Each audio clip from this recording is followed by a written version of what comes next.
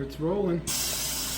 Here we are doing LiveO2, exercise with oxygen therapy, with adaptive contrast.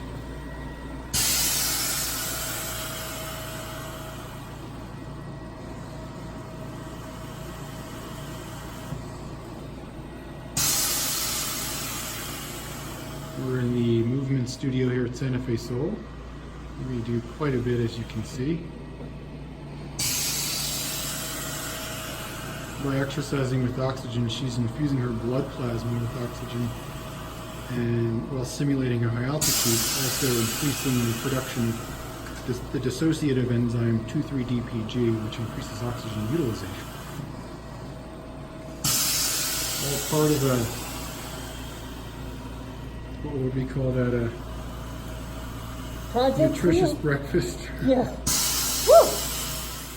So I'm here with Tom at Santa Fe Soul, and we are doing ozone therapy, and it's 10 by 10, right? It's a Zotzman, or hyperbaric ozone. Okay. 10 pass is kind of an industry term, but that doesn't necessarily mean you have to do 10 Right. with everybody all the time. It's just kind of the goal for a lot of people. So you were basically But, telling me that it kind of does something with peroxide, right? Kind of What it does, ozone, when it mixes with blood, creates what's called a lipoperoxide. And lipoperoxides do a variety of things in the body. For one thing, they stimulate the conversion of NAD to NADH. And then the back conversion, so there's a redox. It's a reaction with those two, with hydrogen and NAD to create an ADH, and it goes back and forth. It's reversible. So it's an oxidation reaction, and you need that for mitochondrial function. Okay. Hydrogen is used to make ATP. It's a really important part of that process of making energy. So the NAD to NADH ratio goes up when you have peroxides, because that's oxidized. That reaction, that cleaving of the hydrogen ion, I believe, is an oxidation reaction. So it raises the NAD level in the body. And the other thing that ozone does is that it stimulates cytokine activity. And cytokines are cell messengers. So everything from, say, stem cell dedifferentiation is cytokine driven. So it can stimulate that process, the one zone stem cell activity, without having to use stem cells. It's actually stimulating your own stem cell activity in the body by increasing cytokine activity. And of course, the oxygenation aspect of it is really important as well. So you oxygenate red blood cells. And also, this stimulates 2,3-DPG, which is a dissociative enzyme which pulls oxygen off of hemoglobin, much like we did with the LiveO2. So you're increasing oxygen utilization.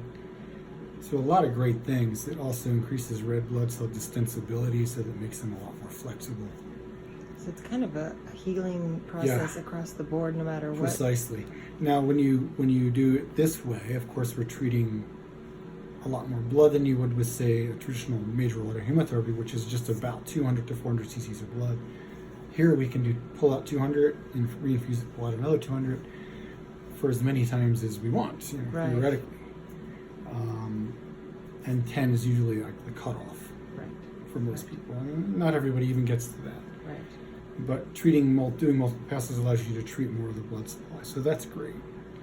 And also the thing that this does that a lot of others don't do is that it creates a hyperbaric effect, because we can pressurize the oxygen in the bottle, because it's glass.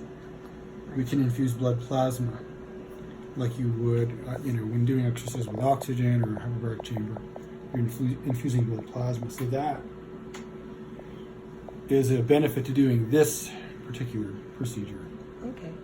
Which is really nice, again, because you get that infusion of blood plasma. Well, I tell you what. So there's a lot of good stuff that it does. A lot of good stuff. After my first time with you guys, and I did 4 passes, correct?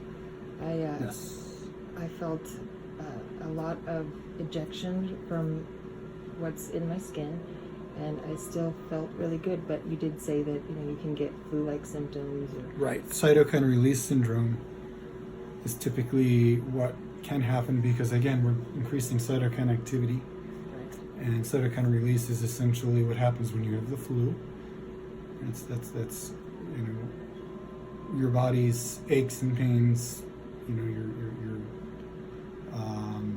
core temperature going up, all that's kind of cytokine driven. So and so this increases that. If you're already overexpressed, say in inflammatory cytokines, they're going to go up a little more, and hence that release syndrome that you get. That kind of mimics a flu. Okay. Well, thank you so much, Tom. We'll be back with more.